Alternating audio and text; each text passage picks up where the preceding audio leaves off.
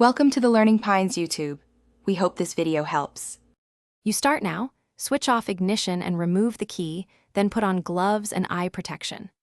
Once done, open the seat latch and expose the battery tray. Make sure to note the positive and negative terminal positions. Use a 10 mm wrench to loosen the negative terminal first, so you avoid sparks. Also, unplug any accessory leads and record radio or ECU memory requirements. This prevents settings loss. Keep tools close and a small container for screws. You will move to the next step and now you tackle the removal. Loosen the negative terminal fully, then the positive, and slide each connector away so they cannot accidentally touch metal. Next, undo the battery hold-down clamp with the same 10 mm wrench and lift the battery by its strap.